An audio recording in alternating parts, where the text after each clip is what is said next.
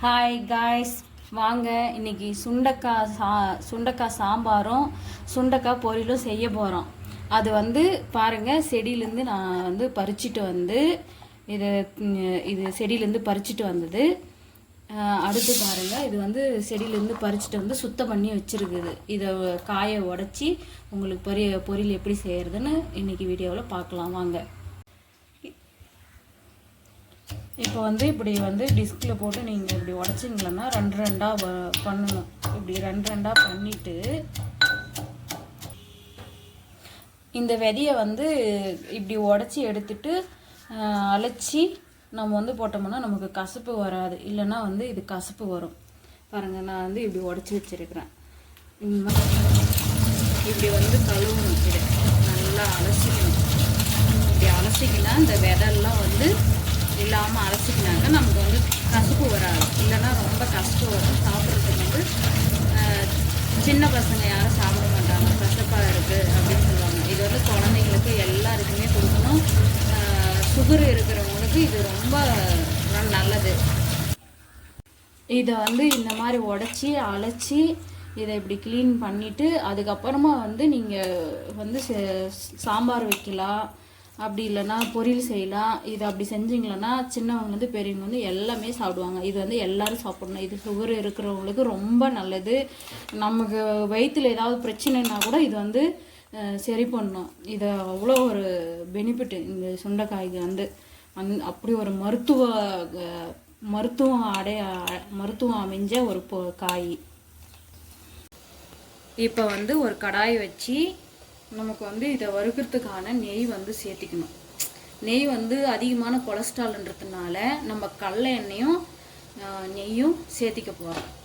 கொஞ்சம் வந்து இது தாராளமாக சேர்த்திக்கிட்டா தான் நமக்கு வந்து காய் வந்து வறுக்கிறதுக்கு நல்லா இருக்கும்.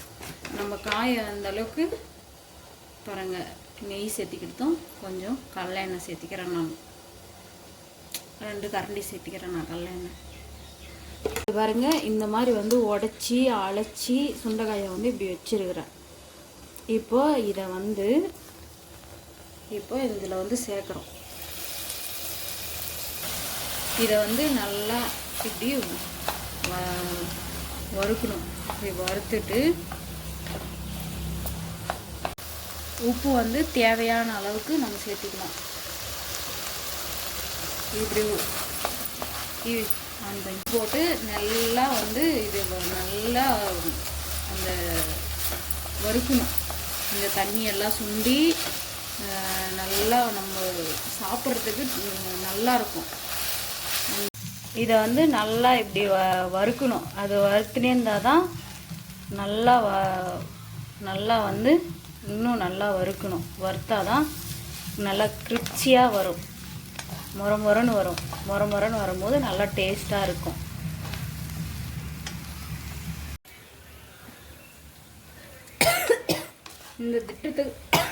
இந்த திட்டத்துக்கு வந்த பின்னாடி கொஞ்சமாக நம்ம காரத்துக்கு மிளகாத்தூள் வந்து சேர்த்துக்கணும். நம்ம வீட்டு மிளகாத்தூள் சேர்த்துக்கணும். சேர்த்து நல்லா வறுத்து இதை வந்து நல்லா மொரமொரன்னு வரணும். அப்போ தான் வந்து சாப்பிட்றதுக்கு நல்லாயிருக்கும். இந்த திட்டத்துக்கு வர வரைக்கும் வறுத்திங்கன்னா நல்லா டேஸ்ட்டாகவும் இருக்கும். நல்லா மொரமொரன்னு இருக்கும். கிராமத்து ஸ்டைலில் ஒரு சுண்டைக்காய் வந்து வறுத்துருக்குறோம். நல்லாயிருக்கும். சின்ன பசங்க கூட சாப்பிடுவாங்க. இது எல்லாருக்குமே பிடிக்கும். செஞ்சு கொடுத்து பாருங்கள். ஒரு லைக் பண்ணுங்கள். பெரிய வீடியோ கீழே டிஸ்கிரிப்ஷனில் கொடுக்குறோம். நீங்கள் போய் செக் பண்ணி பார்த்துக்காங்க. இது வந்து நம்ம நிலத்தில் விளைஞ்ச துவர பருப்பு. பாருங்கள், நம்ம வீட்லேயே துவர விளைஞ்சி உடைச்ச பருப்பு. அதை வந்து சுண்டைக்காய் வந்து போட்டு உங்களுக்கு வந்து சுண்டைக்காய் சாம்பார் வந்து எப்படி செய்யறதுன்னு நான் செஞ்சு காட்டுறேன். பருப்பு குழம்பு செஞ்சிட்டோம். அதில் வந்து சுண்டைக்காய் வந்து போட்டுருக்கோம். இப்போ இதை வந்து விசில் போட்டு வேக வைக்க போகிறோம். பாருங்கள், சுண்டைக்காய் சாம்பாருக்கு வந்து பருப்பு, தக்காளி, வெங்காயம், பூண்டு எல்லாம் போட்டு நான் வேக வச்சு ரெடி பண்ணியிருக்கிறேன். இப்போ சுண்டைக்காய் போட்டிருக்கிறேன். இது போட்டு சுண்டைக்காய் வந்ததும் உங்களுக்கு வந்து சாம்பார் வீடியோ வந்து கொடுக்குறேன். இதில் வந்து தேங்காய் சேர்த்திக்கலாம். நாங்கள் கிராமத்தில் வந்து தேங்காய் சேர்த்தி தான் செய்வோம் சுண்டைக்காய் சாம்பார் வந்து. தேங்காய் சேர்த்து செஞ்சுருக்கிறேன்.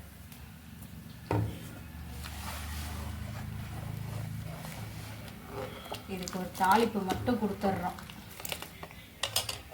இப்போ வந்து தாளிப்பு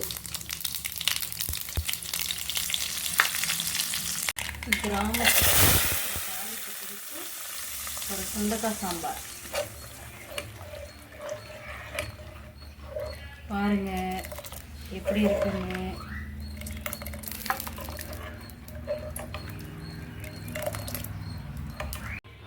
பாருங்க, சுண்டக்காய் சாம்பாரும் நம்ம வீட்டில் விளைஞ்ச நெல் வந்து இட்லி செஞ்சுருக்குறோம். அரிசியை வந்து இட்லி செஞ்சுருக்குறோம்.